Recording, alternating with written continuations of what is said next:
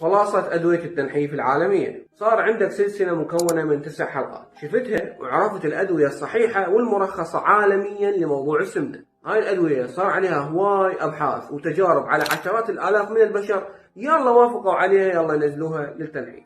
فمن يجيك أحد ويقول لك المشهورة الفلانية سوت إعلان لو كابتن فلان عنده منحف، تقول له هاي المنحفات غير مصرح بها علميا وعالميا وما عليها أبحاث. يعني ببساطة ماكو شيء ممكن ينزلك هيك رقم وبهيك مدة. ومثل ما حضرتك يا صديقي العزيز قعدت تجمع بهذا الوزن 5 سنوات و10 سنوات، لازم تستمر وتصبر حتى تنزل هذا الوزن نزول شوية شوية وعلى كيفك، ولأن هذا الصحيح وغيره ماكو. كل الأدوية اللي شفتها بالسلسلة الماضية تساعدك على نزول الوزن، مو هي اللي تحرق الدهون. ومثل ما شفت النزول الصحي يكون شوي شوي وخلال سنة، خلال 6 أشهر، خلال سنة ونص، مو خلال شهر او اسبوع. وبنهاية هاي السلسلة احب اقول لك انه المعلومة صارت يمك، لا تخلي احد ينصب عليك او على غيرك، لانك صرت مؤتمن على هاي المعلومة وانت عندك هاي المعلومة، وصحة والف عافية.